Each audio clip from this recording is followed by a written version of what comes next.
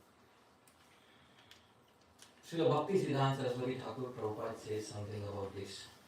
He is describing 64 arts in the Brahma Samhita. The residents of the spiritual world, especially the gopis, they are masters in how many arts? 64. One of the 64 arts, dear devotees, is Prahelika. What is the meaning of Prahelika? Art of making and solving riddles. It is given in Brahma Samhita, and this is the definition of Prahelika. Please repeat after me. व्यक्तीकृत्य कमप्यर्थम् स्वरूपार्थस्य गोपनात् यत्र बाह्यान्तरावर्थौ कथ्येते सा प्रहेलिका. Kindly read the translation.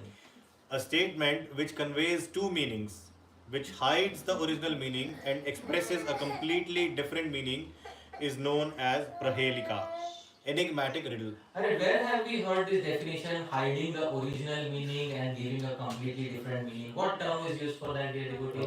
Paroksha. I hope you are able to understand. So, all the riddles are actually based on which one? Paroksha. And this is one of the 64 arts of the spiritual world. How many of us wish to know this art before we go to the spiritual world? Please raise your hand.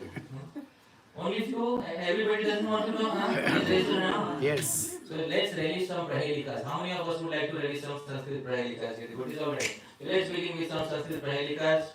Your devotees, first prahelika. This is a Sanskrit verse. I will speak and I will explain, dear devotees. Okay? There are 3 questions here. Okay? Please repeat after me. Kasturi jayate kasmat. Kasturi jayate kasmat. Kohanti karinam kulam. Kohanti karinam kulam. Kim kuryat kataro yudhe. Kim kuryat kataro yudhe. Simha palayate. Mrigasimha palayate. Question 1. Kasturi jayate kasmat. Dear devotees, from where is kasturi obtained? From the must be. Deer. Okay, good. Second question. Kohanti karinam kulam. Who can kill hordes and hordes of elephants? Many elephants at the same time. Who can kill?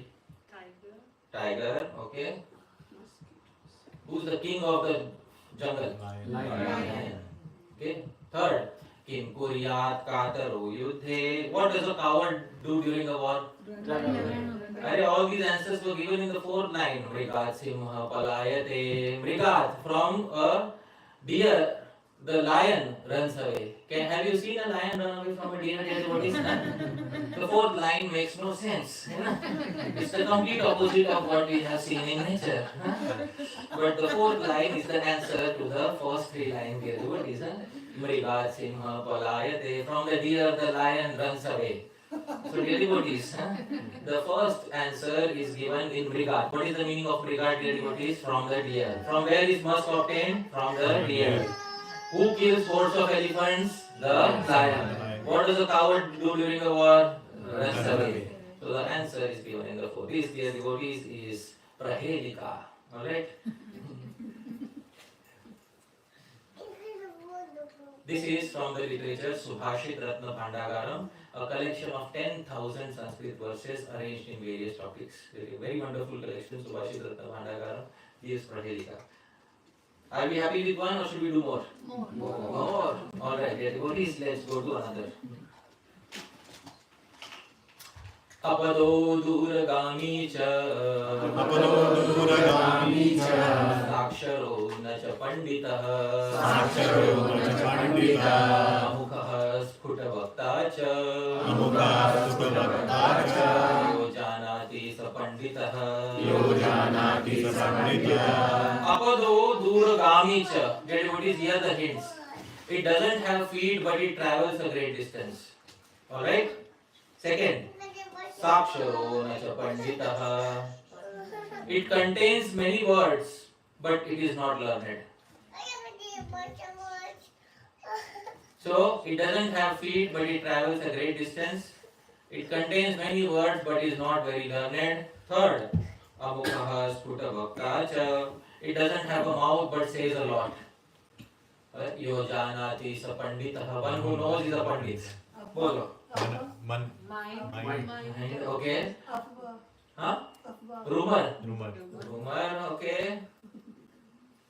Rumor spreads through word of mouth. What does the third thing say? Doesn't have a mouth.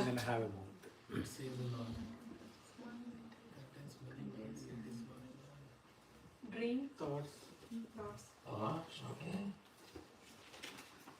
Actions. Okay. See, so many answers already. Huh? Paroksha Vaad. I hope this is which one, dear devotees? Paroksha Vaad. Acha. Should I give the answer? One who knows this is surely learned, dear devotees. This is a letter written to somebody.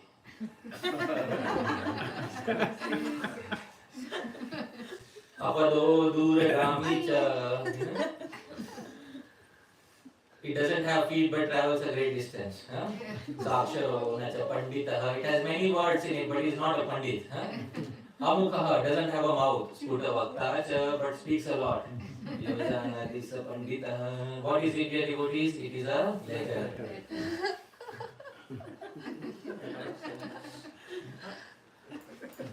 Paroksha Vaad. Alright, so this, dear devotees, is another example. Are we happy with 2 examples? No.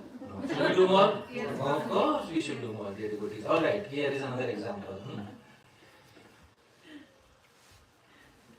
Nara nari samutpanna.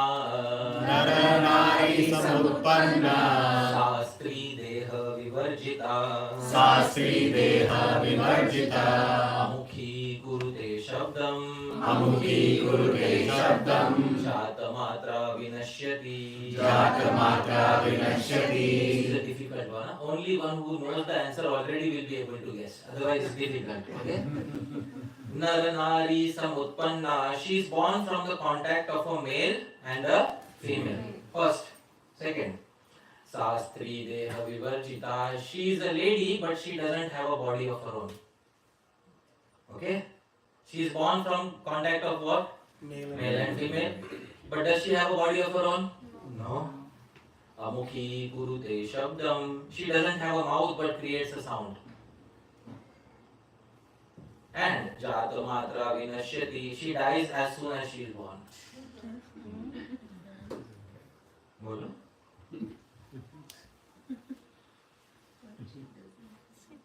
So Pandits used to give 12 years to solve this, like this. 12 years you have to solve this. There is no point putting in effort. Today's people don't have the patience. Acha. Should I give the answer to anybody? Anybody would like to give a try? First try. Anybody who knows the answer, please raise your hand. Anybody knows the answer already? Nobody knows? Okay. Chalo, I will give the answer. Okay? In Sanskrit it is called chotika. In Hindi it is called chutki. I hope you are able to understand.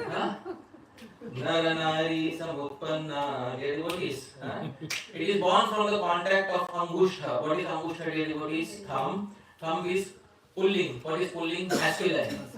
And madhyama. Madhyama is which finger? Middle finger. Madhyama is which ring? Striling.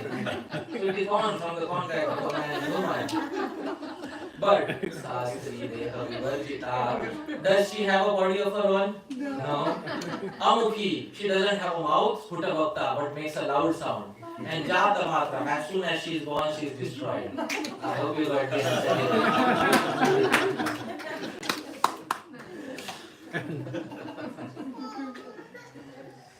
Sanskrit term is chotika. In Hindi it has become translated as what? Chutki. It is derived from the original Sanskrit term chotika. Chutki. Right? समझ में आया?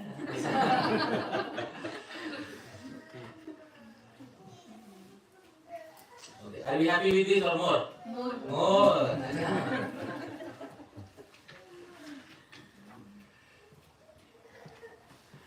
This is easier. Okay. वृक्षस्याग्रे फलं दृष्टम् वृक्षस्याग्रे फलं दृष्टम् फलाग्रे वृक्ष एव च फलाग्रे वृक्ष एव च अकारादि सकारान्तम् अकारादि सकारान्तम् यो जानाति स योजानाति स पंडितः वृक्षस्य अग्रे फलं दृष्टं फलाग्रे वृक्ष एव च. What is वृक्षस्य अग्रे फलं दृष्टं? Please hear. A fruit on top of a tree. वृक्षस्य अग्रे फलं. Okay. Falagre vriksha and tree on top of the fruit. Fruit on top of the tree and tree on top of the fruit. Akaradi, it begins with the syllable a and ends with the syllable sa. And yo janati sa pandita. One who knows this is a pandit. Ananas, wonderful. Here is a pandit.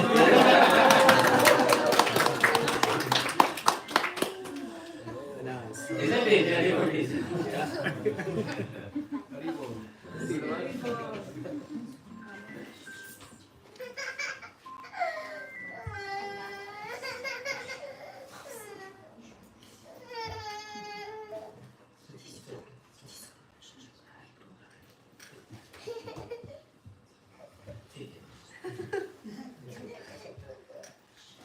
Once again, fruit on top of a tree.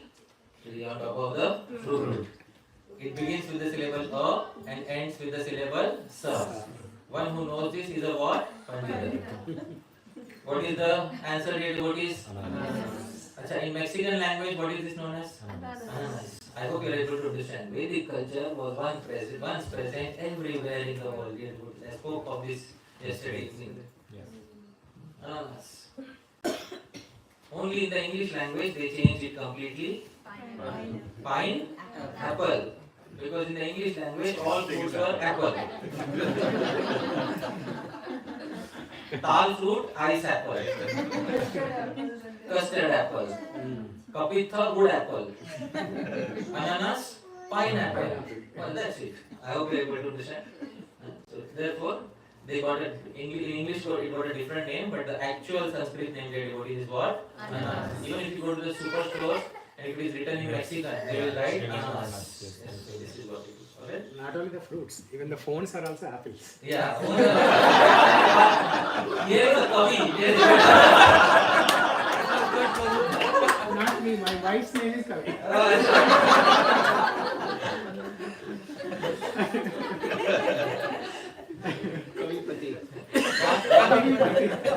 Yeah, you are Kavi Pati. Lord of the Kavis. So, see, I told one of the 26 qualities of a Vaishnava is he is a Kavi. And got to speak when he is Kavi Pati.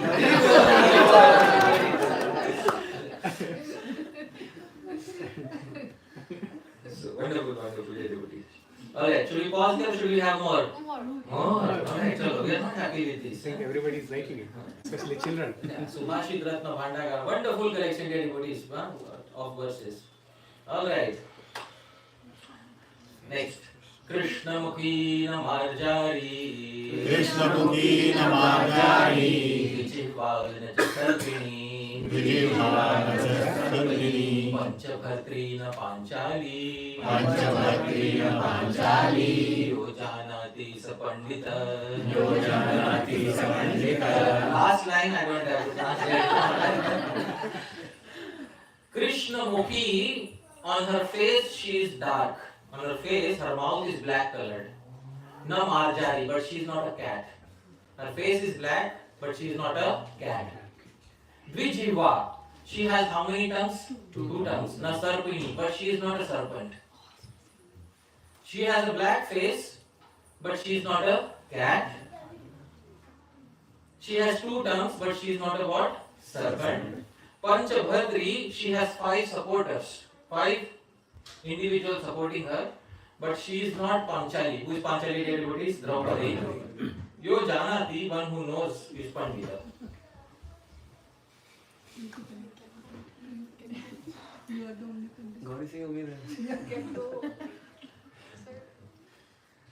In my childhood, my Sanskrit teacher, sometimes he would bring one Padhelika in the school, and he would say, tomorrow you have to get the answer. So that night, my goodness, I'm asking everybody, my father. Fortunately, there was no punishment if you don't give the correct answer. But if other topics, if you don't give the correct answer, you'll be standing with a stick. But for Prahalika, there was no punishment because he knew that it's very difficult. Alright, dear devotees, somebody like to try? Bumblebee, but doesn't fit the last. Doesn't fit the last, alright. Dear devotees, one who knows there is a Pandita, the answer, dear devotees, is an ink pen. Dear devotees, alright. Krishna Mukhi. Yeah, she's supported by the 5 fingers, isn't it? Yeah, I told you. Why two times? Huh? 2 times. Can't you see what is the name of a is split into 2 parts, isn't it? How many tons does it have? 2. This was tough. Yo janati sa Pandita.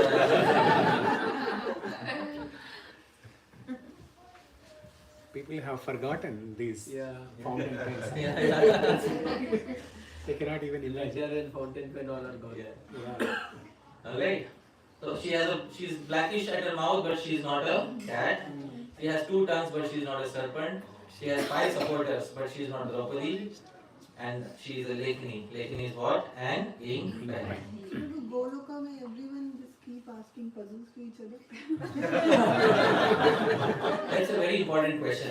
Mataji has a natural inquiry. What is the significance of these What related is the significance of all of this? Yeah, wonderful. So I will tell you what is the significance of this in the Brahma Samhita. Let me pull out.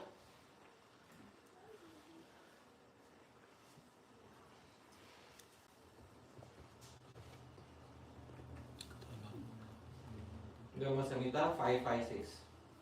Please repeat after this. This only 3rd line. Kathanaganam natyam gamanamapi vamshi priyasakhi. Kathaganam natyam gamanamapi vamshi priyasakhi. Mataji, I will show the translation and I will highlight the translation.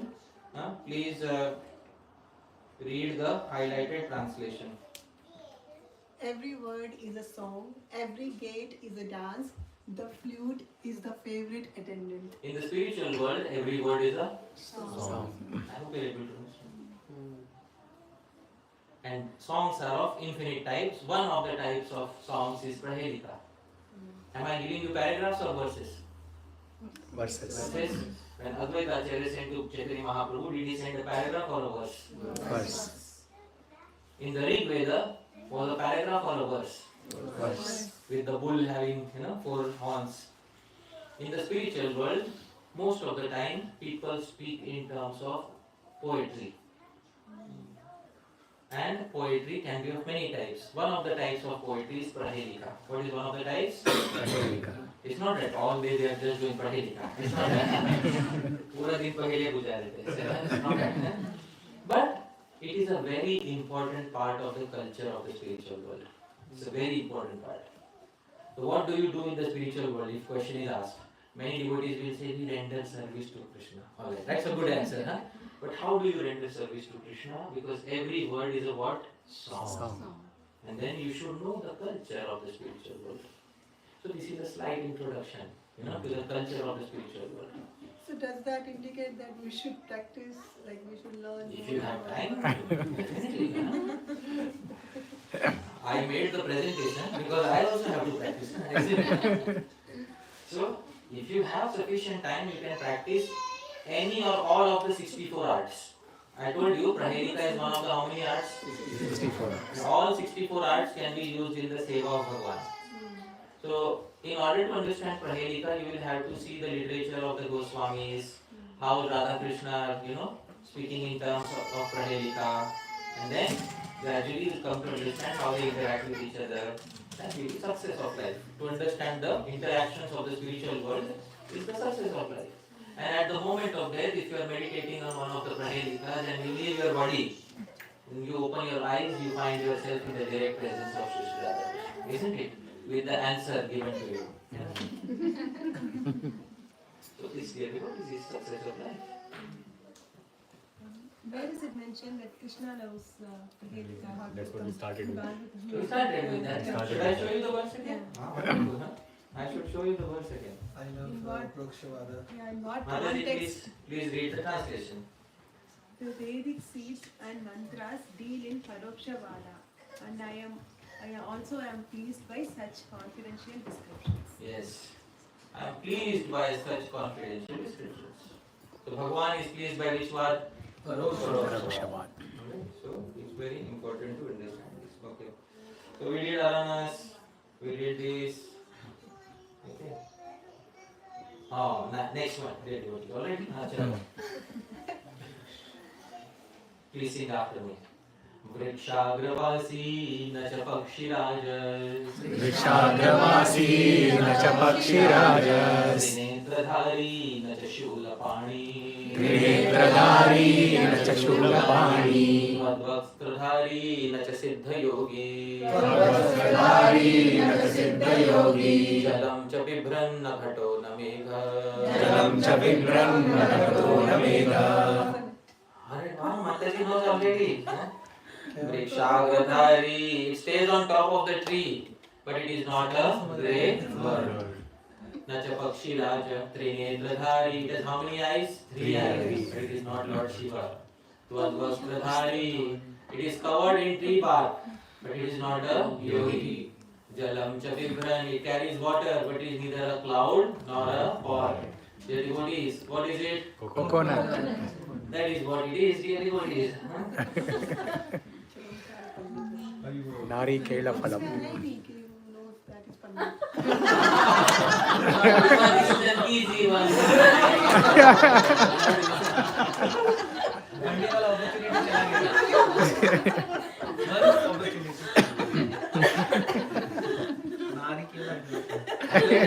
नारी. Nariyal, right? Nariyal. So Nariyal is derived from the Sanskrit term Narikela Phalam. Right? What was the third line? It is covered with what? Tree Tree bark. It is not a yogi. So when you see the coconut, you have to extract the fiber from it. So it is covered in that fiber, but it is not a great yogi. Alright, dear devotees? Huh? Yes. More? Yes. Oh, right.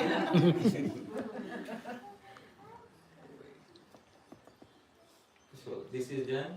Oh no. Oh.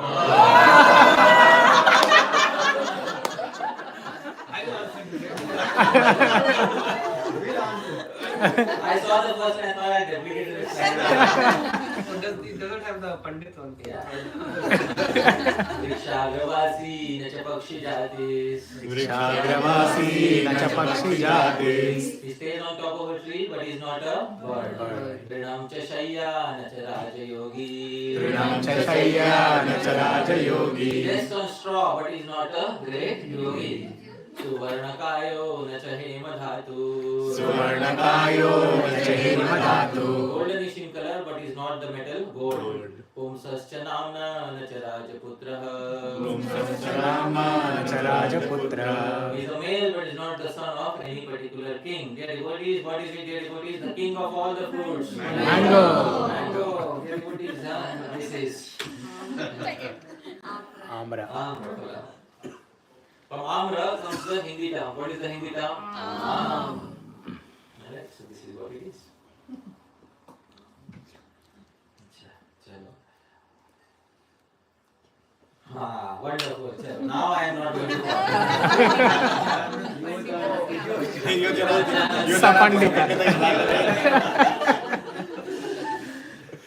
Vane jata vane tyakta. वने जाता वने त्यक्ता. वने तिष्ठति नित्यशः. वने तिष्ठति नित्यशः. वन्यस्त्री न तु सावेश्या. वन्यस्त्री न तु सावेश्या. यो जानाति स पंडितः. यो जानाति स पंडितः. Now it is पंडित वाला काम. Vane jata. She is born in the vana. What is the meaning of vana, dear devotees? Forest. Vane jata vane tyakta. But she is left alone in vana. What is the second meaning of vana? Water. This I am giving you a hint. Otherwise, she is born in vana and she is left in vana. Vane tishtati nityashah. She resides always in the water. Panyastri natu saveshya. Everyone pays for her services, but she is not unchaste.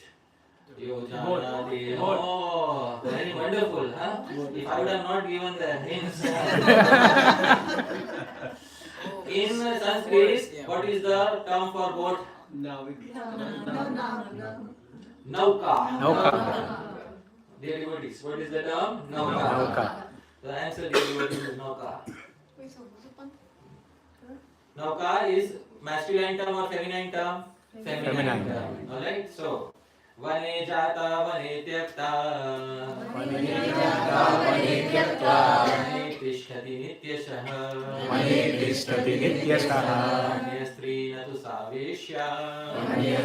natu saveshya Yojanati sa panditah. Right, everybody, what is the answer? Nauka is the answer to this question. Alright. Okay. One more? Yes. Alright. Yeah. All the previous poets have already composed so many verses. Here is a verse of my own composition, dear devotees. This is the Prahelika. Alright? Jai. Please repeat after me, dear devotees.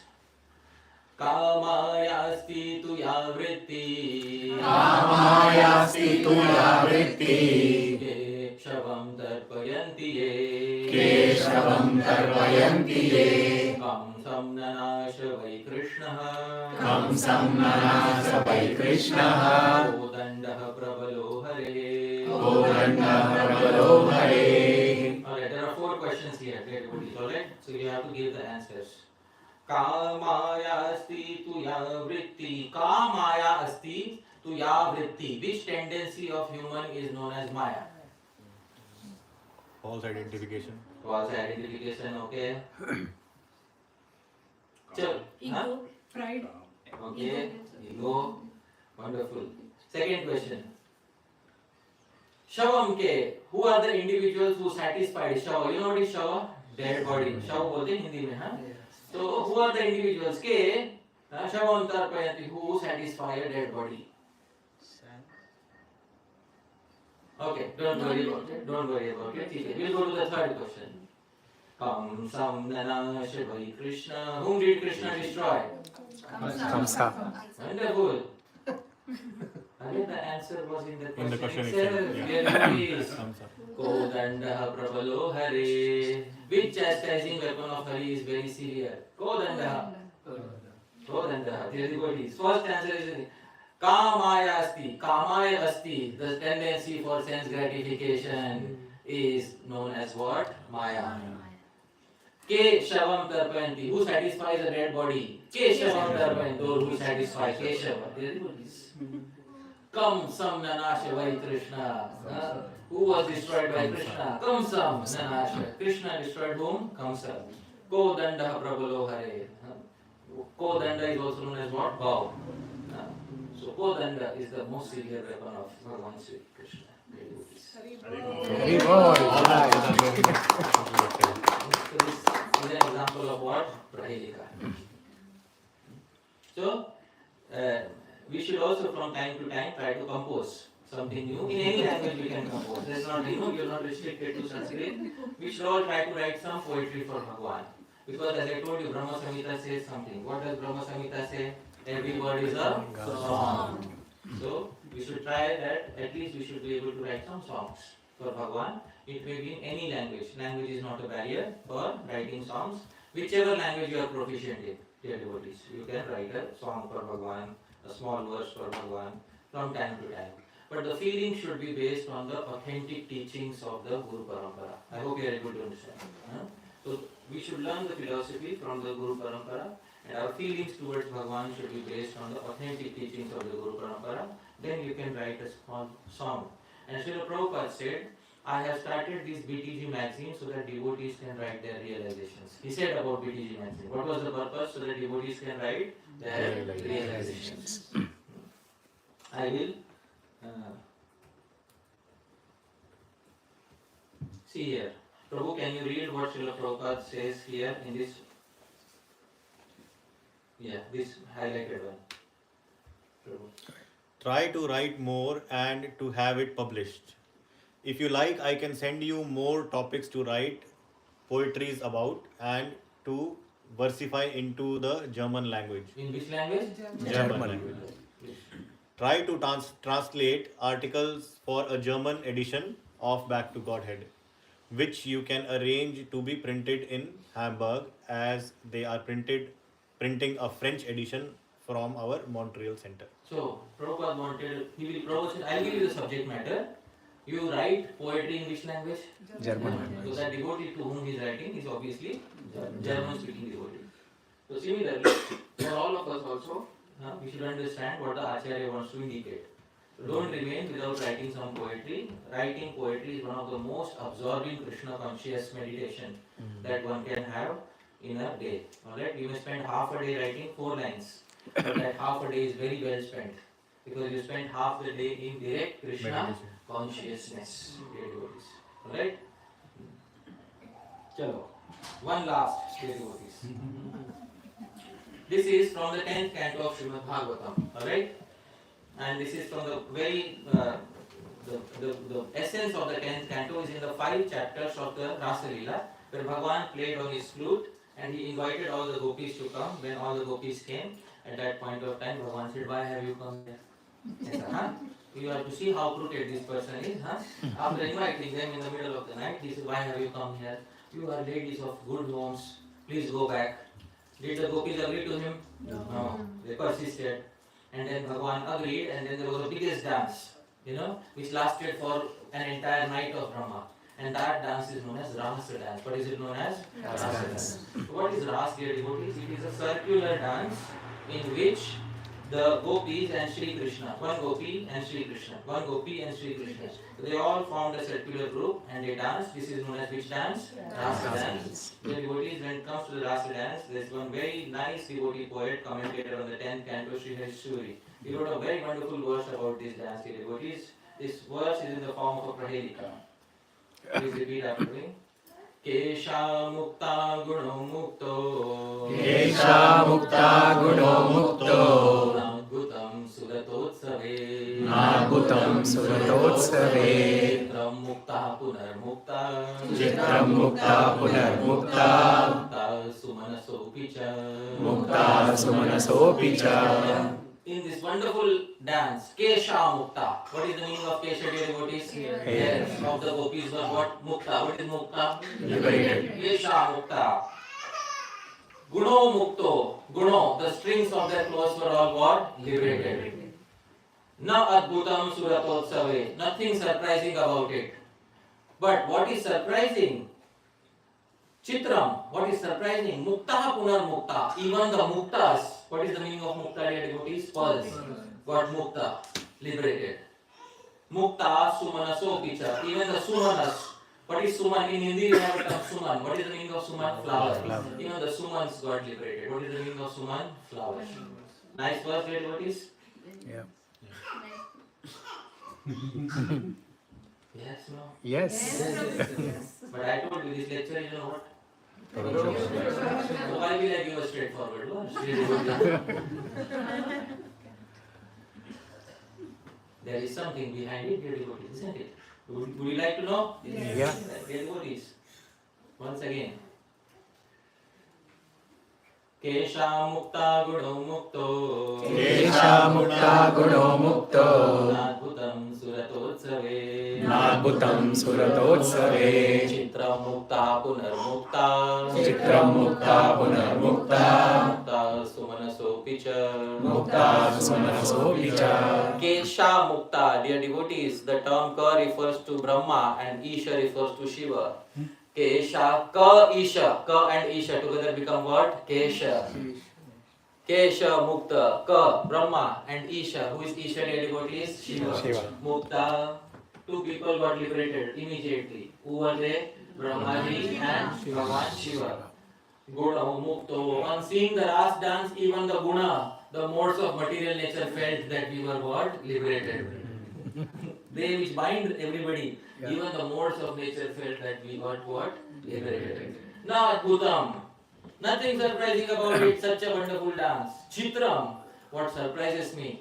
Mukta Punarmukta. Even the Mukta, the liberated impersonalists, felt that now we are truly liberated. Even those who are so-called liberated felt that we are truly liberated. Mukta Sumanasopicha. And even the Sumanas, who has a beautiful mana, mind, even the beautiful minded devotees felt that we are liberated. Such was a wonderful dance in the association of Bhagavan Sri Krishna. So this is shloka from Bhagavatam? No, this is Suri's Harisuri's commentary. commentary. This Okay, is. commentary. Yeah. So aren't Brahma and Shiva already liberated? And Brahma and Shiva already liberated. Yes, they are. So why But they also felt liberated. So they also They felt fully liberated. I hope you are able to understand. They felt liberated. Brahmaji is busy in doing something. What is he busy in doing? Creation. Bhagavan Shiva is busy in doing something. But they stopped their activity. When they saw, they felt I am liberated from my activities. Kesha Mukta. Isn't it? This, the devotees, is Paroksha Vaad. So please always remember Paroksha Vaad. ठीक है?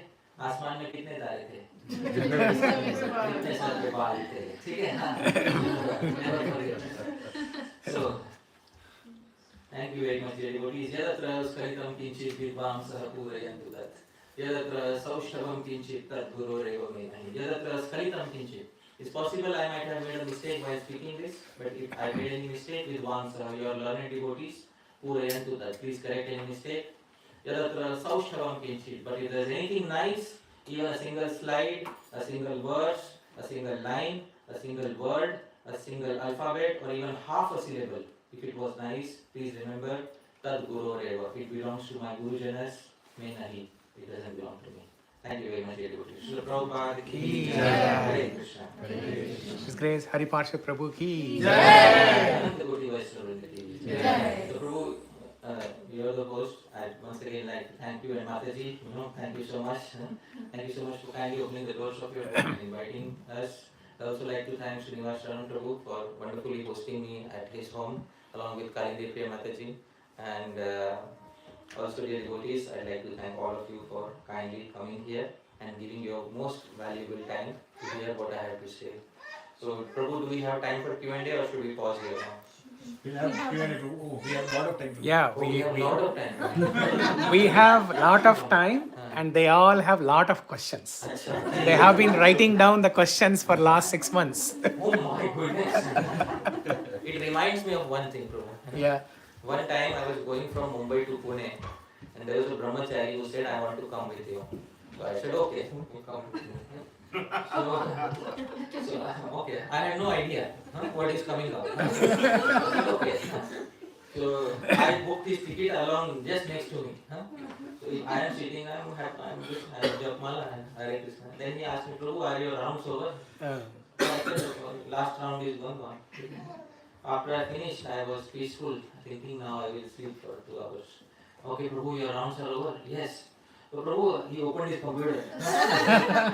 So I heard some of your lectures. I have compiled questions in an Excel sheet. So there were 450 questions.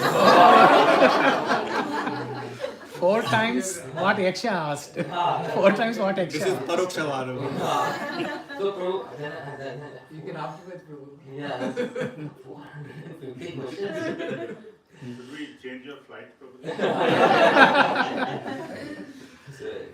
So I said all right. So then when we went to Pune, those 3 hours, Yeah. 3 days that we were in Pune, and when we came back, those 3 hours, and the final then he said, "Prabhu, only 20 questions are remaining, but I'll ask some other time."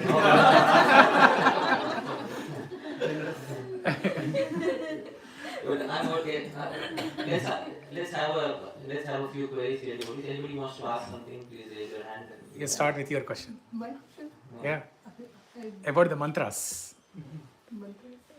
Last week you asked, right? But did I ask Prabhu? Why? No, The question was destroyed as soon as it Chutki said. Okay, no problem. So the different mantras, right? Om Namo Bhagavate Vasudevaya. Om Namo Narayanaya. Yes. So I asked him a question like, why Narad Muni gave Om Namo Bhagavate Vasudevaya Nama to Dhruv Maharaj when he was meditating on Vishnu form, but he gave the mantra of Krishna to him. So why was that? And to Prahlad, Maharaj, Namo Narayana. Namo Narayana, Narayana Nama. Something. So why he gave that mantra? Why different mantras to different devotees? Why different mantras to different Yeah, devotees? the name, what was the mood, like why, what was the intention? See, the intention behind giving specific mantras to specific individuals, his name is Sri Narad and he is the author of the entire Narad Pancharatra. Narad Pancharatra has many mantras in it. Many mantras in it. And Narad Pancharatra and Narad Muni is going to give a mantra which is appropriate for the mood of the disciple. Sri Prahlad Maharaj is dedicated to Bhagavan Vishnu. Okay? So his dedication is already there. So for Prahlad Maharaj, the mantra is given according to a form of Bhagavan Vishnu. Alright? I hope you are able to understand. Vasudev was, he gave Om Namo Bhagavate Vasudevaya. To whom? So Dhruv Maharaj, so Narayana, yeah. Narayan, he gave to whom? Maharaj Prahlad. Yeah. To Dhruva Maharaj who was doing Ashtanga Yoga. Right? Yeah. So what is the meaning of the term Vasudev? Vasati Bhutani Asmin iti Vasudev. All living entities reside within him. Therefore, what is his name? Vasudev. So one who is performing Ashtanga Yoga has to realize that the entire universe is the body of whom? Bhagavan Vasudeva. Vasudeva is also popularly the son of Vasudeva. Isn't it? That is the meaning. But from the grammar point of view, Vasanti Asmin Bhutani. All the living entities are within his body. Therefore, what is his name? Vasudeva. So we can say Vasudeva is also the name of Vishnu. Of course. Of course. Yeah. So who came in front of Dhruva Maharaj? Vishnu. So what meaning of Vasudeva is that? Vasanti Bhutani Asmin iti Vasudeva. That is the meaning that was taken. Alright? Acha, the wonderful thing about this. I quoted a verse from Sri Harishwari. Alright? And then Sri Harishwari's own guru had written 1000 more verses on the Srimad Bhagavatam. It's a very wonderful verse, Prahelika. One word. So when Krishna is born, and so when Krishna is born and he is sitting between his parents. So his guru says, everybody saw our Deva, our Lord, between both his parents. But I saw our Deva not only between both parents, but also on both sides of his parents. So that's a Prahalika. Prahelika. Everyone in the world saw our Deva between his parents. But I not only saw our Deva between his parents, but I also saw him on both sides of his parents.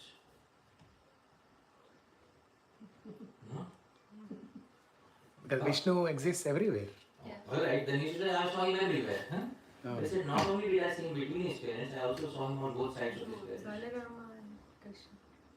The devotees, Bhagavan is not different from his Naam. The term he uses Deva. What did he use? Deva. Deva in between. On left side is Devaki. On the right side is Vasu. Deva. I hope you are able to understand. So, Deva and Deva. in between was our Deva. And on left side was whom? Deva. He. On the right side was whom? Vasu. Deva. So Bhagavan was not, I saw him not only in between both, I also saw him on both sides of the parents, isn't it?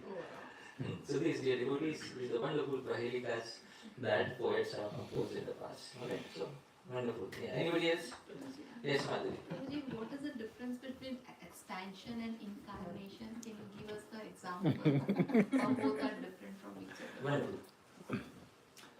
These terms are in the English language. Yes. So we need to know the original terms. Right? What is the original Sanskrit term for expansion? Vyuha. Kala. Okay, Kala is one. I'm looking for a more specific. Amsha. What are we? Amsha. Okay, Amsha is the correct term or Kala. You can say. Ete Chamsha Kala. Alright? Amsha and Kala. You can use for expansion. For incarnation, what is the term? Avatar. Avatar. Right? So what is the definition of avatar and what is the definition of amsha? Actually your question is this. Exactly, Prabhuji. Amsha is mainly applicable to the spiritual world. I hope you are able to understand. Amsha is applicable to which world? Spiritual world. In spiritual world, there is the original Chaturvyuha. Does anybody know what is the original Chaturvyuha? Vasudev, Sankarshan, Pradyumna, Aniruddha. Pradyumna. Are they directly equal to Krishna or are they Amsha of Krishna? Amsha. I hope you are there. Amsha. Amsha of Krishna. So Amsha is applicable not only in the material world but mainly it is also applicable in which world? Spiritual world. But aprapanchat prapanche avataranam khalu avataraha. But when from the non-material world a particular amsha comes into the material world, that amsha becomes known as what? Avatar. I hope you are able to understand. Huh? So there may be similarity between amsha and avatar. Because in the third chapter of the first canto of Srimad Bhagavatam, many avatars are described. Is Ram an avatar? Yes. Is Nrsimha an avatar? Yes. But is Ram an Amsha also? Yes. Yeah. Is Nrsimha an Amsha also? Yes. Alright? So Amsha and Avatar may share many similarities, but one thing in Avatar is compulsorily an Avatar has to descend from the spiritual world to the material world. That is the difference between expansion and incarnation. But the question should be placed, what is the difference between Amsha and Avatar? Because in English, there is a famous phrase, much is lost in translation. You know, we say in much is lost in translation. No matter how expert a translator is, you cannot find exact terms in the English language. I will give you terms in the Sanskrit language and then you please give me terms in the English language. Alright? Prema, Love. Priti, Affection. Sneha, Friendship. Affection. Maitri, Friendship. Friendship.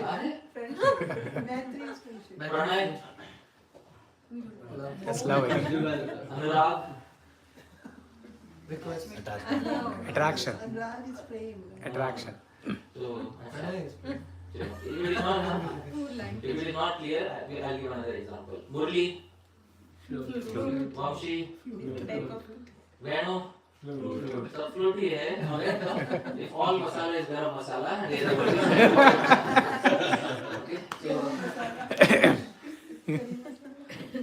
so much is lost in translation. I hope you are able to understand. So, but these different words will have carry different meanings exactly. That is the beauty of the Sanskrit language. Every term has a different meaning. But in Sanskrit there is one term vidwan. What is the meaning of vidwan? Intelligent, pandit, scholar. Another term for vidwan is doshagya. Dosham janati, one who can easily pick a word fault. One who can easily see the faults in a composed verse or a sentence. So one of the synonyms of vidwan is what? Doshagya.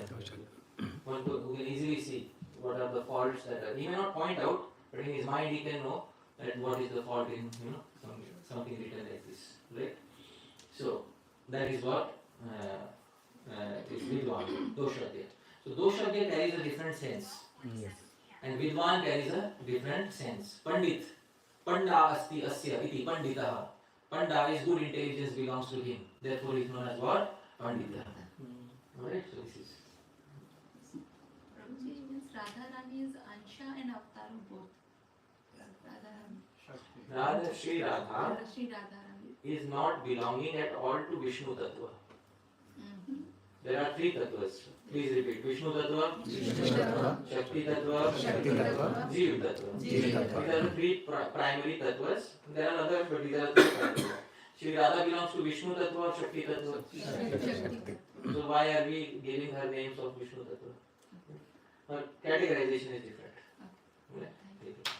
So Prabhuji, with your explanation, there comes a question. Like, what's the difference between Vamshi, Venu, Murli. Murli? The differences are given in Bhakti Rasamrita Sindhu. The detailed. 12 fingers long, 7 holes. Rupa Goswami gives those things. Exact measurements in the Bhakti Rasamrita Sindhu. For Vamshi, Venu, Murli. Exactly. Substances are also different. Bamboo, silver, gold. And Bhagavan use it for different purpose. Different purpose. Okay. Most organic sound comes from which flute? Bamboo flute. Venu. Right? So, even the Venu on the fifth note, the most sultry note, the most romantic note on the entire flute. The fifth note. So, songs which are prominent in the fifth note are of very deep romantic nature. That is what Bhagavan plays on the Venu.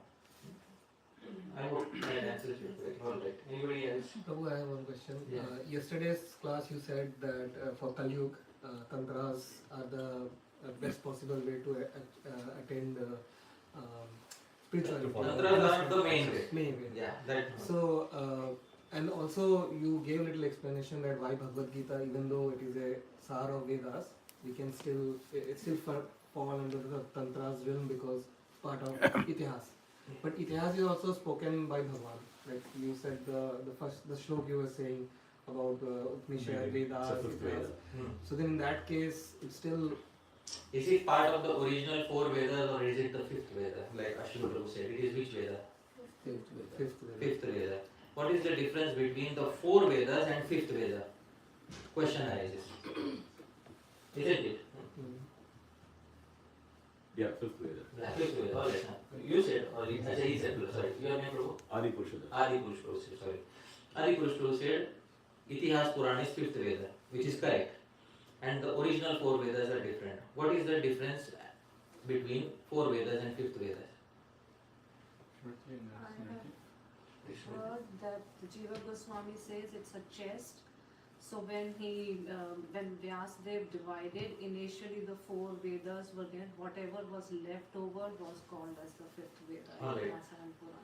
Okay, then fifth Veda should also have the same restrictions that the four Vedas have. Yeah. Isn't it? So Sri Jiva Goswami says, he gives the Nyaya. Okay, please hear the Nyaya. Please repeat. Brahman, Parivrajak, Nyaya. Brahman, Parivrajak, Nyaya. What is the meaning of Parivrajak? Does anybody know? Sannyasi. Rajaka sannyas. Sannyasi. What is the meaning of Parivrajak? Sannyasi. Brahman, Sannyasi, Nyaya. Right? Brahman, Parivrajak, Nyaya. Every sannyasi is a Brahmin, is supposed to be a Brahmin. Yes or no? Yes. Every Brahmin is supposed to be a sannyasi? No. I hope you are able to understand. Huh? So, every a sannyasi is supposed to carry all the features of a what? Brahmana. But a sannyasi also carries some features which are not there in a Brahmana.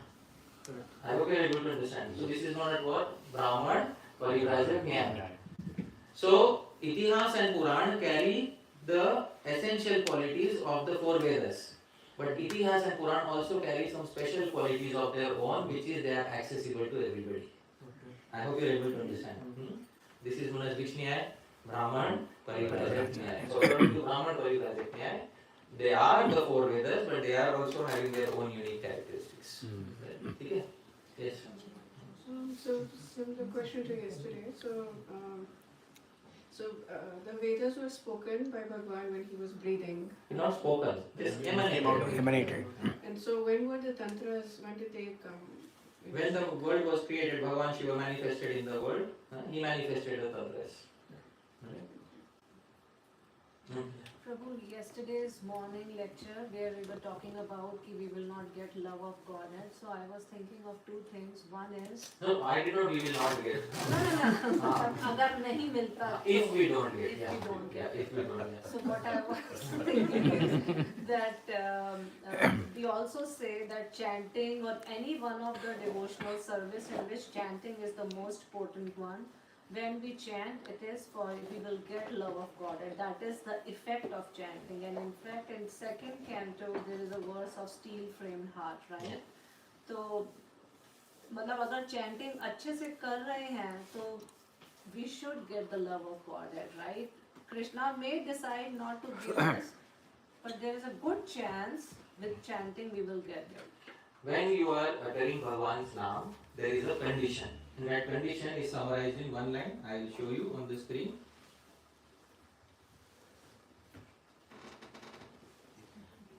Please repeat after me. Nirapradhe nama laile. Nirapradhe nama laile. Paaye prema dhana. Paaye prema dhana. Those who know Hindi can easily understand, but I will still explain. Niraprad naam laile. You have to utter the naam, but without what? Offenses. If you utter the naam without aparadhs, and which aparadh? 10 offenses. 10 naam aparadhs. Then there are also seva aparadhs. Then there is also Vaishnava aparadh. So you can't neglect others. It's not that Vaishnava aparadh is allowed and you can get, no, it's not. So Vaishnava aparadh, naam aparadh and seva aparadh. If you take these naam without aparadhs, paye prema dhana, then one obtains prema. But is it a formula? Now let's say you are Niraparad. So Bhagwan must give. Is it like that? No. There is no guarantee. Bhagwan is a person. Bhagwan may not give. So who can give a guarantee? Right? So tatra laulyam api mulyam ekalam. The only thing you can collect from your side is intense eagerness. And the more eagerness you have, you can say that I have a better chance of Bhagwan giving it. But there is no fixed formula that at this point Bhagwan has to give it. There is no fixed formula for that. So I hope that clarifies. Yes. So, did Bhagwan himself give the promise? Like, Ye yatha mam prapadyante tam tathaiva bhajamaham. Okay. So I mean, you're emphasizing he doesn't have to give because he is independent, but he never, like, there is never a Shastra reference to say he actually refused to give up to the person, even though that person is the, near aparadh. Like, So there is a reference to it. okay, I would like. I would, yeah. You would like to see? There is a reference to it.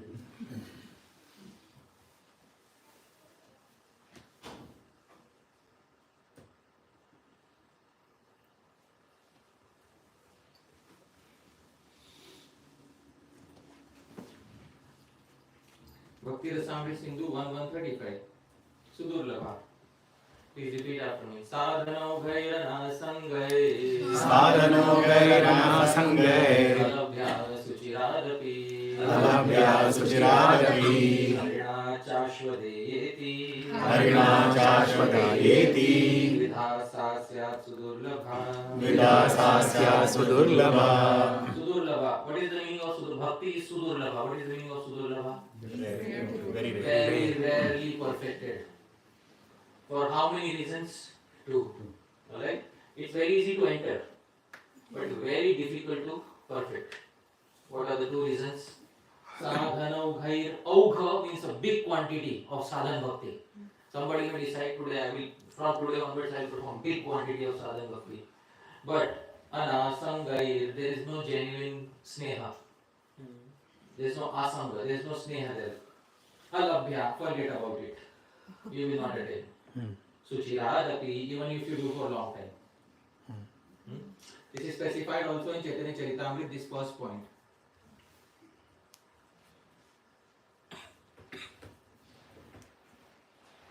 Bahu janma kare yadi. Bahu janma kare yadi. Shravana kirtana. Shravana kirtana. Prabhutana paye Krishna. Prabhutana paye Krishna. Pade prema dhana. Pade prema dhana. Bahu janma kare shravana. For many lives you may do. But if you don't have that one important factor, what is that one important factor that we spoke yesterday? Sneha. You will not attain Krishna prema. This is what Sri Rupa Goswami is saying. Sadhano ghair anasangair. You may big quantity of sadhan, but anasanga, without genuine attachment. Alabhya, you will never attain. Suchiradapi, even for a long time you try. And this is first reason why bhakti is sudurlabha. Second reason, Prabhu, relates to what you were saying. Harina cha ashu adeya iti. And even if you have affection for Hari, Harina cha ashu adeya. Hari doesn't want to give it so quickly. Ashu means quickly. Hari doesn't want to give it so quickly. Dvidha, in these two ways, sasyam, bhakti is sudurlabha. In these two ways, bhakti is sudurlabha. First is, if you perform lots of sadhana, somebody tells you instead of 16 rounds to 64 rounds, and you say, wow, wonderful, I will do 64 from today. Okay. But there is no one thing is missing. What is missing? Sneha. Sneha is missing. Forget about it. Alabhya, Suchi Radhaka, you may try for a long time. Second, even if you have Sneha, Harina means by Hari. Cha Ashu, quickly, Adeya, he will not give. He will not give quickly. So, but that means he will not give easily, but doesn't mean that he will choose not to give a particular person, never give. Obviously. It's not that he will never give. I think that's the question also which I was asking. It's just a matter of time. Like, it's not eternity. Like he will never say eternally he refused to. Eternally he will not refuse because he is a person. And a person can be convinced ultimately. But the question is there a time limit for him to be convinced? No. Alright, so that is the answer. There is no time limit. But we have the assurance that he will not arbitrarily just deny a particular. Like the Christian, like the Catholics, right? They will say there's a list of people who will go at God. You are not on the list, you're never going to make it, no matter what you do. Yeah. So we are not of that. No, we are not of that. Yeah. But because Bhagavan will agree at certain point of time, but how long that is going to be? That's up to him. That's up to him. Okay. It is not infinity for sure, but we don't know how long it is. To Narad Muni, he said something, Hantasmin Janmani. This life is not possible, Narad Muni. Yeah. This life, I'm sorry, it is not possible. So, Narad Muni said, alright, okay. Next life, we will see. Bharat Maharaj, this life not possible. Next life also, dear, not possible. Next to next life, Jad Bharat. There also, he didn't give a guarantee or anything. But in that life, he achieved Bhagavan. So, one life, three life. Actually, he presented the Jay and Vijay. It's not in the Bhagavatam, but elsewhere it is said, 3 lives as demons or 7 lives as devotees. Yeah. So they chose 3 lives as demons. Only 3 3 as demons. So, in this way. Yes, Nadine. So, a question about the prana. So, correct me if I have understood it properly. Ideally we should not be saying, unless we've received the Diksha mantras, the Om Namo Bhagavate Vasudevaya before. See, correct? when you are in our society ISKCON, and you are in a Bhagavatam class, you should do as the society does. Okay? Don't change your behavior for that. Why I said is because I was giving the traditional outlook. I hope you are able to understand. When you are in a class, you say, but you don't treat it like a Diksha mantra. Okay? It is not a Diksha mantra. But when you are given second initiation, you will receive pranam. And that pranam is not supposed to be recited loudly in front of everybody. That you have to understand. Okay? In general, the traditional outlook is that pranam should not be recited loudly in an audience.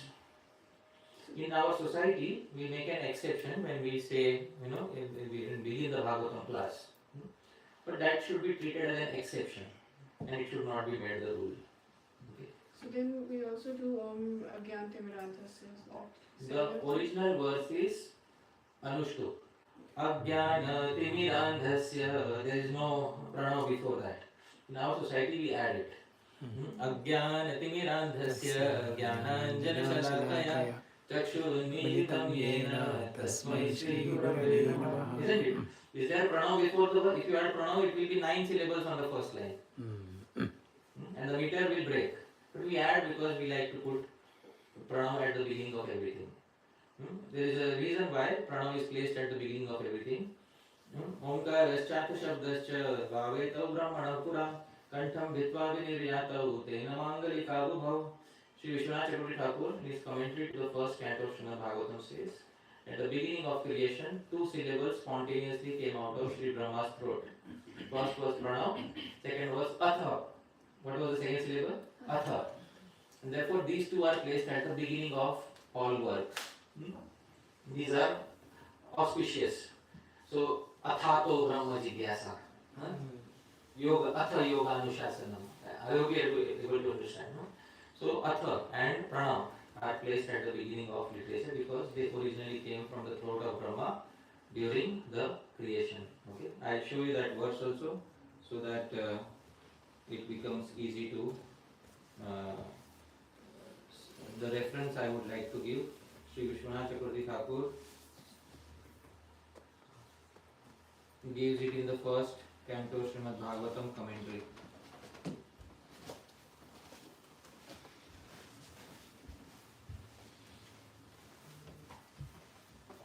Can you see here? This is the verse. ओंकारश्चाथ शब्दश्च द्वावेतौ ब्रह्मणपुरा कंठं भित्वा विनिर्यातौ तेन मांगलिका बुभौ. So this is in the commentary to which verse? This is 1.1.4. Alright? The verse also has pranam at the beginning of it. Can you see here? So therefore Sri Vishwanath Chakravarti Thakur is commenting on why there is pranam at the beginning of the 4th verse. Because first 3 verses were Mangalacharan. Mangalacharan is over. Bhagavatam description begins from here. Naimishe, Nimishakshetre, Rashaya, Shamanakare. So again Pranav is placed in the beginning. Why so many times Pranav is placed in the Bhagavatam? So Sri Vishwanath Chakravarti Thakur gives the answer. Omkarascha Shabdascha. 2 terms. Pranav and second, what is the second term? Atha. Brahmana Pura. In the beginning of creation, from Brahma's kantham. What is kantham? His throat. Bhitva. Piercing his throat, from his throat came out. Tena Mangalika Ubhav. These are Mangal. What is the meaning of Mangal? Auspicious. These are auspicious terms. Right. So this is the answer to why it is placed in the beginning. Right. Prabhu, I have 2 questions. One is, we say Godhead, right? What does it actually mean? Godhead? Yeah. The original, the ancient term God basically refers to a deity. Godhead refers to an entire framework of deities. I hope you are able to understand. So Krishna is the supreme personality of Godhead. Because Godhead means an entire framework of Vishnu Tattvas is there. And Krishna is the supreme personality in that entire framework. That is what it is referring to. So God is even uber level? God means any particular deity can be known as God. Okay? In Vedic culture, you can also say Indra is God, Chandra is God, Varun is God. You can say in a general way. Godhead refers to the sum total of all the deities. I hope you are able to understand. In the sum total of all the deities, who is the supreme personality? Krishna. So Godhead means the sum total of all the deities. Krishna is the supreme personality of Godhead. But God is, in Bhagavad Gita they say God is both form and formless, right? Yeah. I cannot say Krishna is formless, right? It's not formless, right? He's a form, right? Yeah, but he is the basis of the formless. He says in the Gita, have you seen that verse? Yeah, I heard it. Yeah. So he says in the Gita. But we cannot say that, right, Prabhu? Because I'll give you an example, Prabhu. Like, suppose water is there. Yeah, we'll give analogies later, but we'll see Krishna's example. Brahmano hi pratisthaham. Brahmano hi pratisthaham. Amritasya vyayasya cha. Amritasya vyayasya cha. Prabhu, you kindly read the highlighted part till the comma. Please read till the comma. And I am the basis of the impersonal Brahman. Okay. Which is immortal, imperishable, eternal. Take it. So Krishna is saying, Brahmano hi pratishtha aham. I am the pratishtha. I am the support of the impersonal Brahman. So which means, who is supporting the impersonal Brahman? Krishna. So the support is obviously going to be greater, right?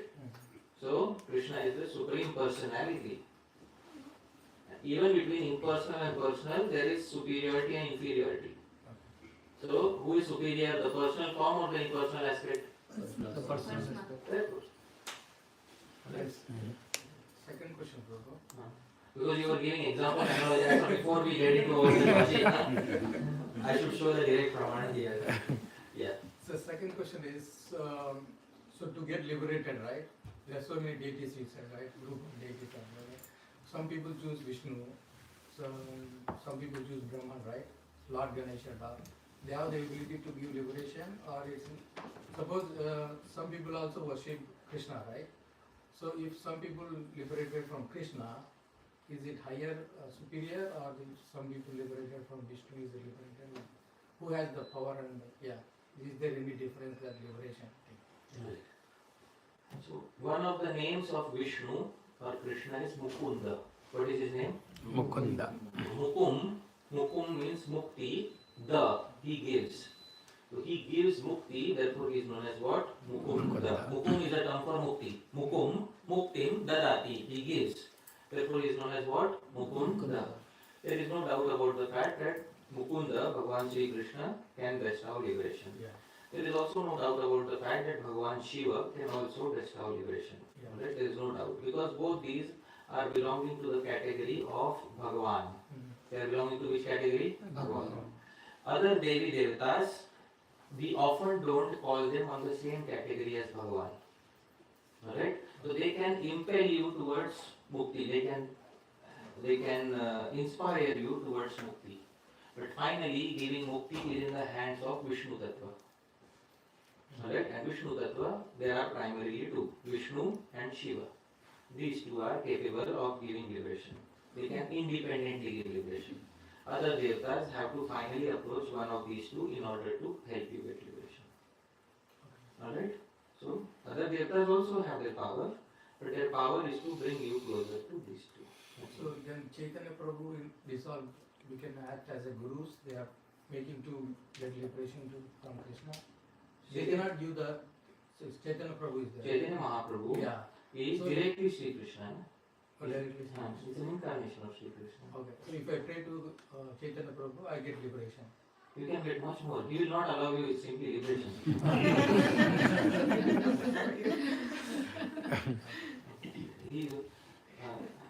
I think you have you read Prabhupada's books? Bhagavad Gita. Oh, okay. So I think there are many small books of Srila Prabhupada. And I think you should read the small. Maybe Bhagavad Gita is too big a book at this point of time. Some small books maybe you can read.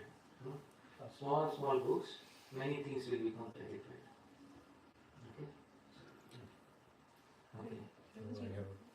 Okay. I want to know if anybody is getting late, because I don't want to hold one person, because is anybody getting late? No. Okay. No, it's only 110. It's only 110. Yeah. What's the difference between Yaga, Homa, and Yajna? You showed Yajna Purush today. Right? In English, everything is called sacrifice. But what is the difference? Because for Sri Rama, they did Putra Kameshti Yaga, and then some. Yag and Yagya are synonymous. Homa is the same as Yagya, but Ahuti, it has the sense of putting oblations. So many terms are used synonymously, but the meanings of the terms are slightly different. Right? Sometimes you say Shala. What is the meaning of Shala? School. Alright? And then you say Vidyalaya. What is the meaning of Vidyalaya? School. An abode of knowledge. I hope you are able to understand. Huh? Shala means school. What is Vidyalaya? Abode of knowledge. They refer to the same entity. But when you utter the word, the intended meanings are different, although it refers to the same entity. Nowadays in temple they do, that is also similar to what? That Yajna only. Vaishnava Yajna. Another name is Ishti. Ishti is also Yajna. Home, Havanam, Savanam, Yajna. All these are names. And you showed one picture in the first slide when you asked the puzzle, right, probably with the two bull. So was it like, is it in the temple or something, or is it like which? In the first slide you had a picture. Before that, yeah. Oh, that is a Rigvedic deity of Agni. You showed a picture, and then before that, there was one like statue kind of. Bull. The bulls. So Agni as the bull, you know.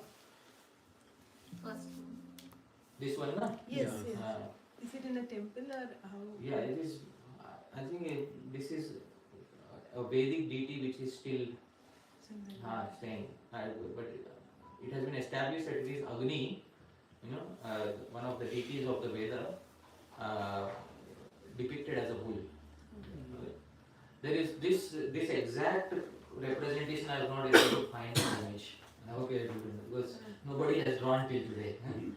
But I was able to find our Bhagwan Yajna. yajna is having those characteristics. 4 horns, 2 heads. Okay, so that is it. Anybody else? Yeah, Prabhu, I have a question. So, in yesterday's class also, there was this point that, other religion had a starting point, but Vedas are eternal. They are from the beginning. So, and everybody should have a chance to follow the Vedic culture to perfect their lives.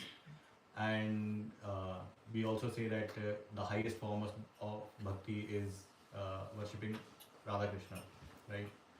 So was the worship of Radha Krishna accessible pre-Dwapar Yuga, and are there any examples of devotees who were worshipping the Radha Krishna form of Radha Krishna? Pre-Dwapar Yuga. Yes. Pre-Dwapar Yuga is Treta Yuga. Treta Yuga is worship through the path, through sacrifice and. So was Radha Krishna's worship not available to them, or like? Very rare, no? Because deity worship itself is rare in Treta Yuga, isn't it? So I think the point is like, but the path of bhakti was still available or Of not. course. So. But bhakti through performing what? But to bhakti to whom also, right? Also. Bhagavan Vishnu. No, Prabhu, but then he has a point. I mean, I did not have this question, but then because he's saying, so right now how we are following the 5 different rasas, this, that and all. When we are doing bhakti to Bhagavan Vishnu, we are really not talking about Madhurya Rasa. We are only talking We are about not talking Aishwarya. about. So this Madhurya Ras was given by Chaitanya Mahaprabhu after a long gap. So this is specified in Chaitanya Charitamrita. Would you like to see that verse? Have you seen that verse? No. Yeah. Anarpita charim chirat karunaya avatirna kalo. Please. Huh? Yeah. Muni Chari Gopis had, very few had previously. In Dandakaranya, there were sages who had prayed to Bhagavan Ram, we want to have a conjugal relation. Bhagavan Ram said it's not possible. Next life. They waited for next life. But there are very few. But as a mass distribution, it was never known. This is the verse here. Chaitanya Charitamrita Adi 1.4. The meter is Prithvi. Alright, very sweet meter. Anarpita charim chirat karunayavatirna kalau samarparito mannato jvala samsvabhakti shriyam Hare purata sundara gyubikodam vazandipita Saradaya kandare skuratu vanshachi nandana. This is Prithvi meter. Shri Krishnadas Kaviraj Goswami. Originally this is from Shri Rupa Goswami. Right? See here I am highlighting. Please read Prabhu. He has appeared in the age of Kali by his causeless mercy to bestow what no incarnation has ever offered before. The most sublime and radiant mellow of devotional service, the mellow of conjugal love. Okay. The English says what no incarnation has ever offered before. The Sanskrit says chira, not offered for a very long time. I hope you are able to understand. Not offered for a very long time. Okay, so chira. For a long time it was not offered. Mahaprabhu offered it in this age. So that is the specific answer to your query. Yeah, I mean, the question was because people ask, right, like, when we say, especially when we try to say that this is the highest form, so was it not available to people before? So if it is the highest form, it must be available to everyone before that also. Like when we say that, Vedas are eternal and other forms of religion which are like very recent, so they cannot be offering the highest thing because it has to be eternal. I understand. Yes. It was also available before. I gave you one example of the sages at Dandakaranya. Yes. It is very rare. Very rare. On a mass scale, it is not available before. It's very rare. Now I ask you one question. Today, is the path of Satya Yuga, Ashtanga Yoga, available easily or very rare? Rare. Very rare today. Isn't it? Genuine practice of dhyan. Is it easily available or is it very rare? The information is there, but one might not be able to practice. Why? because of that purity, whatever was is The Guru required, Parampara itself is lost. isn't it? Yeah. Previously, you may have it in a text, but the Guru Paramparas were no longer present at that time. So you don't just need the text, you also need the supporting Guru Parampara. And in the absence of Guru Parampara, it is very rare to get it. Some rare fortunate person may get by Bhagwan's direct mercy, but not otherwise. Okay? So, certain parts of Vedas become shrouded, certain parts become illuminated. Shrouded, illuminated, they are never destroyed. Shrouded and illuminated, that is what it is. Okay, so that is the answer. For today's class on the Paroksha Vaad, so in the spiritual language, that is the language. So in the Kali Yuga, that language is not, why it is not prevailing, and why there are different kinds of languages, Prabhuji? Paroksha Vaad is there originally in the Shastras. Shastras, okay. In Kali Yuga, in Shastras, you will find Paroksha Vaad. Okay. But in general day-to-day talk, sometimes people may give. I gave an example when I began the talk. People may have Paroksha Vaad, but you will not find it as the culture of the material world. Because people are not, they don't have the... yeah. Is sarcasm like a flavor of Paroksha Vaad? Because sarcasm people still... Sarcasm has another name in Sanskrit, Vakrokti. Okay. Tedi baat. So because that is more prevalent, like in Kali Yuga, like people will be sarcastic but not direct. That is also some indirection is there. Yeah. So sarcasm is also Vakrokti. But the intention is not good. No, not necessarily. Like you want to say some good message also, but in a... I'll give you an example. One day Sri Krishna was hiding behind in Govardhan. There is Dan Ghati, and the gopis used to carry yogurt, milk, etc. And Krishna, he was hiding behind the trees one day. So because it's a very narrow lane, so as soon as they came in front of Krishna, stopped their path and said, "Tax." I said, "Well, tax." So they tax for what? I am collecting tax on behalf of Maharaj Kamsa. I am a very respectable person. Before you give tax, you give pranam. You give pranam. So, Gopi said, "We know how respectable you are." Vakrokti. I hope you are able to understand. We know how respectable you are.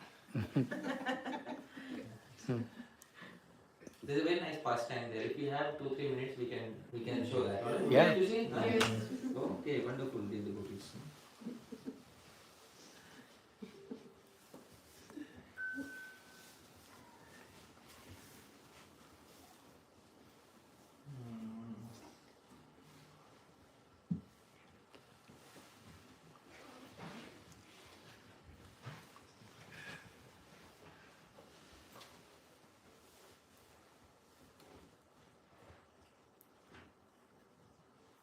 I'll find that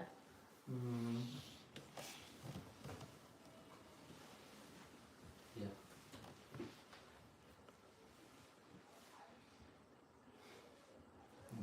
Here it is.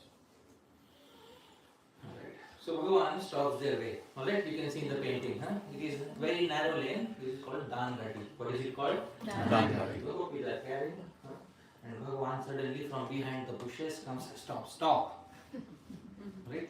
And along with Bhagavan is his friend Arjun Sakha. What is the name of Bhagavan's friend? Arjun Sakha. Arjun Sakha is with Bhagavan, and Bhagavan is there, and Madhumangal, they are there, so to support Bhagavan. And then there is Sri Radha, Lalita, Vishaka, they are also there. Alright?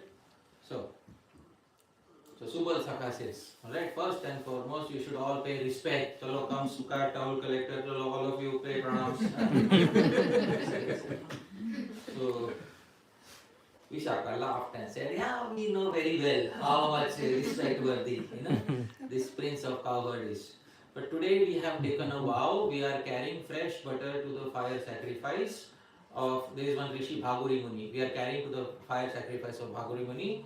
Purnamasi Devi, who is our leader, she has forbidden us to bow in front of anyone except a Dvija." What is the meaning of Dvija?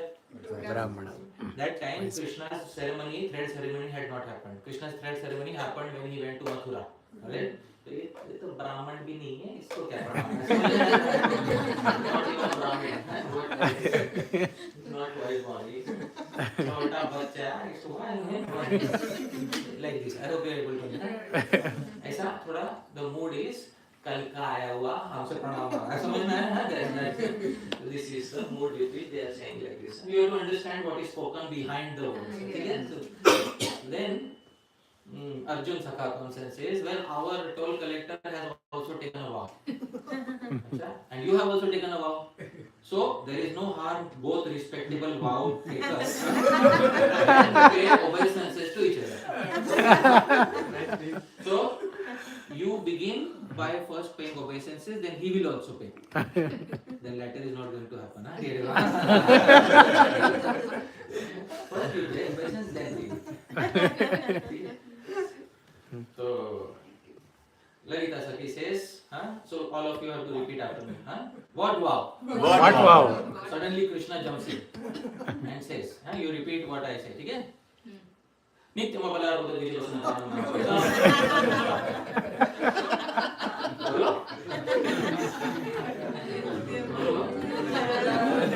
Nityam balar Namavratam. Once again. Nitya Namavratam. Once again. Hear properly what Krishna said. Nityam abala rudra vijayasana namavratam. Bolo?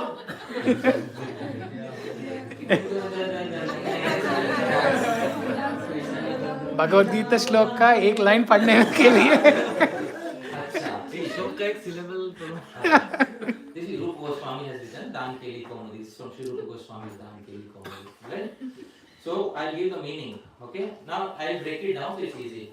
Please repeat after me. Nityam, Abala, Arbuda, Dvija, Vasana, Danam, Nama, Vrata. Easy? Nityam Abala, Arbuda, Dvija, Vasana, Danam, Nama, Vrata.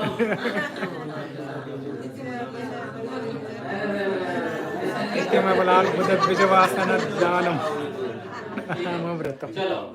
Now I will give the meaning of each of it. Okay? I will speak the Sanskrit. You speak the English only. Alright? You only speak the word English. Nityam, daily. Abala, Helpless. Arbuda, 100 billion. Dvija, Brahmana. Vasana, Cloth. Danam, Donation. Namavratam. This is the name of the vow. So dear devotees, what vow is this? The vow of donating cloth every day to 100 million helpless Brahmanas. So you are also going to give this yogurt to Brahmanas, milk to Brahmanas. I am also going to give cloth to the Brahmanas. You have taken a vow. I also have taken a what? Vow. So you can pay obeisances to me. I can pay obeisances to you. Chalo, pay pranam. Acha. Krishna is a very crooked person. Try to understand. Very crooked person. What he said and what he meant was completely different. Paroksha Vaad. I told you Krishna likes which Vaad? Paroksha Vaad. Chalo. Let's reenact the scene again. Dear devotees. Suddenly, Lalita Devi said, please repeat. Please say. What did he say? What vow? At least इस बार तो बोलना है ना? नित्यम अबला रुद्र द्विजवसन दानम नामव्रतम. नित्यमबलाम ब्रह्म. Big preparation is needed before going to spiritual world.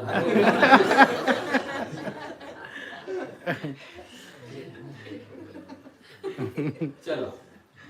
Once again, I speak the Sanskrit. नित्यमबलाम द्विजवासन दानम नामव्रतम. ऐसा बोलोगे तो Krishna will laugh on you. That's okay. That's okay, Prabhu, if he laughs on us. Alright. Nityam, Daily. Abala, Helpless ladies. Arbuda, 100 billion. Dvija. Teeth. Teeth also take work how many times? Twice. Milk teeth and permanent teeth. Therefore, Sanskrit term for teeth is what? Dvija. Vasana, Covering lips. Danam, Kissing. Namavratam. Very good. The day we have of kissing 100 million helpless ladies.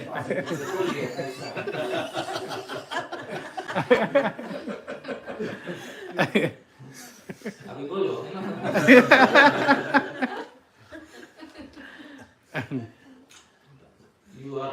deal with Krishna in the spiritual world, prepare yourself in this world. Prepare yourself nicely.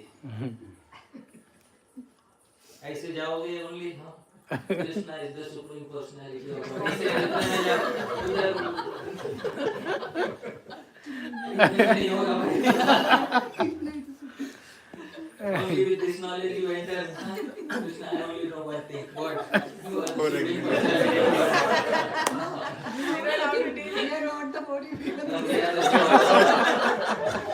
इतने में जाओगे तो नहीं होगा. इतने में तो जाओगे भी नहीं पहली बार.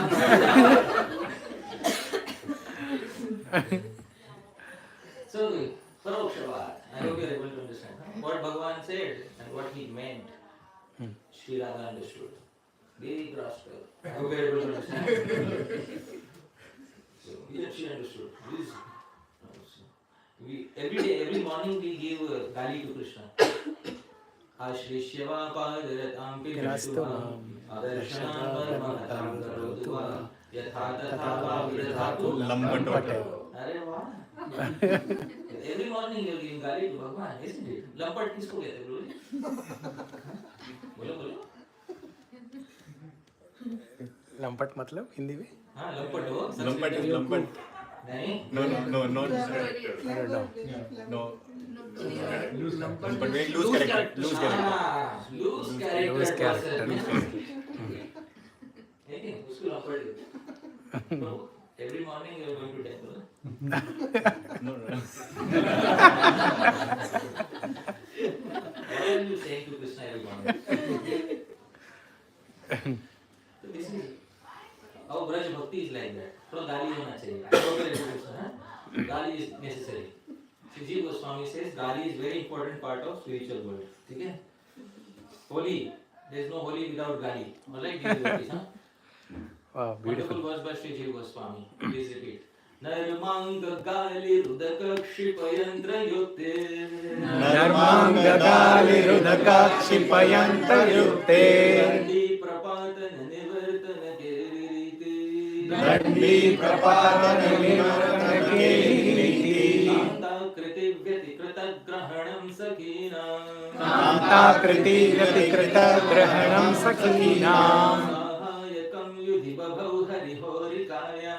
Sahayakam yudhi babhau harihorikaya. Read the translation. During holy celebration, there was gali, giving loving abusive words. Achha, so gali. In the material world, galis are degrading. I hope you are able to understand. In the material world, galis are what? Degrading. Because galis are often connected to profanity. They invoke profanity. But in the spiritual world, galis are given in such a way they hurt the ego of the other person. They don't drag him in the mud. I hope you are able to understand. So, narmanga gali, loving gali. I hope you are able to understand. Not the profane galis. Those are not part of the spiritual world. Narmanga gali. Ekdam loving, soft galis are given. Please read. During holy celebrations, there was gali, giving loving abusive words, which are a very important part of a loving relationship. Besides gali, there was profuse use of water spraying, guns, etc., making others fall down by using sticks, attacks and counter-attacks by gopis and Krishna. Gopal Champu, Shri Goswami says, when you love somebody, really, you know that you love somebody when you have the confidence to give them one thing. What? Gali. Isn't it? You know. Kunal, start learning galis.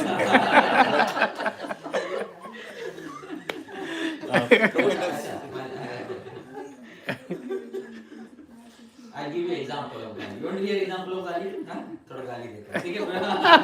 The first ISKCON lecture where gali was given in this example. The previous Acharya has given an example. Sri Mati Radharani and Krishna one time. Srimati Radharani and Krishna were there. Krishna was in a happy mood, so he lovingly gave a gali. Right? He said, please repeat after me. Oh, Vrishabhanuja. Vrishabhanuja. You know what is Vrishabhanuja? Daughter of Vrishabhanuja. Daughter of whom? Maharaj Vrishabhanuja. She understood this person is up to no good. he didn't complete the sentence. He just said, "Oh, Vrishabhanuja." मतलब क्या है? Vrishab means bull, and Anuja means younger sister. समझ में आया ना? So oh younger sister of bull, उसको हिंदी में कहते हैं बैल बुद्धि. समझ में आया ना? बैल बुद्धि. बैल बुद्धि. समझ में? ठीक है? ये गाली. ठीक है? So how Srimati Radharani said, please repeat. Ha Gandharvanandan. Ha Gandharvanandan. What is Gandharvanandan? One, see, Gandharva means the Celestial. musician. Nandan means who gives pleasure.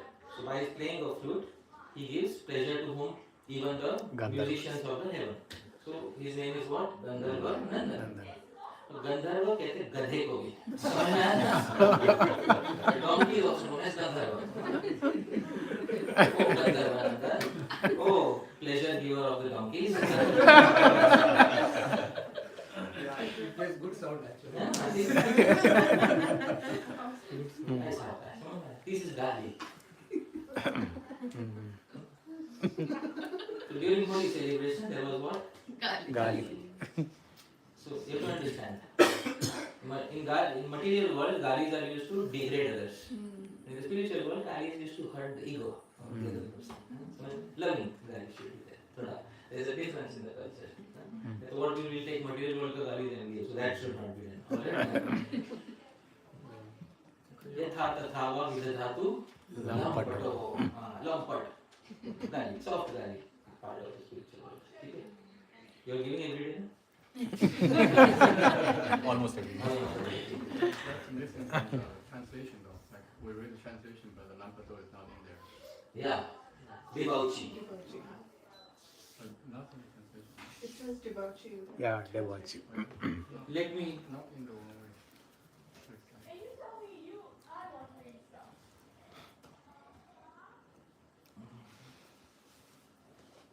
In the word for word you can see. What is Lampata? Debauchee who mixes with other women. Wow, this is exactly. Even more than this. ये बात है. ठीक है? Oh, in the translation. Yeah, then starts. He is a debauchee after No, all. no, we don't read this one. We read the Oh, अच्छा. the one with where they want to have it, right? Yeah, in the small book, the translation I think Yeah, the do one not read- has the word Yeah, debauchee. yeah. Small book might have been made by devotees who practice. He's Vedic. from Vedas. In Srila Prabhupada said that Bhagavan is a what? Is it? Debauchee. अरे जोर से बोलो. Debauchee. Confidence से बोलो. Debauchee. If you can speak the original Sanskrit term, why are you hesitant in speaking the English term? Very good. Also, the Gandharva Nandan is that right? That also being like the son of a donkey, right? Yeah. But she wouldn't say it to for Nanda Maharaj. That will be applicable to Nanda Maharaj. So Nanda means one who gives enjoyment to Nanda Maharaj. By your playing of flute, only donkeys enjoy. That is Gandharva. When you play flute, cows run away, donkeys come here. Gandharva. How to hurt somebody's ego without dragging them in the mud. This is both Paroksha Vaad and Vaktritva. Both. Kavis are getting Kavipati. I think this is a good time to pause. Yes. Because 5 o'clock we have another talk at Prabhu's home. Yeah. So we'll pause here and we had a good time and thank you so much for being present here. Prabhupada ki Jai. Hare Krishna. Jai. Ananta Koti Vaishnava. So, thank you, Hari Parshad Prabhu, for giving your association to Bothal Sangha. Let's show our appreciation to Hari Parshad Prabhu by loudly chanting Hari Bol 3 times. Hari Bol! Hari Bol! Hari Bol! By loudly calling him Gandharva.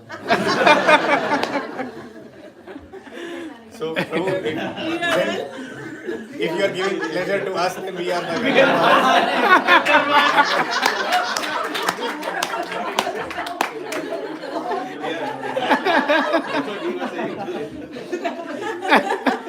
He's Kavi Pati Pati. Jai. Let's sing together, dear devotees. Mahaprasade Govinde Nama Brahmani Vaishnave Svalpa Punyavatam Rajan Vishwaso Naivijayate Sharira Vidya Jal Jodendriya Tahekal Jive Phale Vishaya सागरे तार मध्ये जीवाति लोभमय सुदुर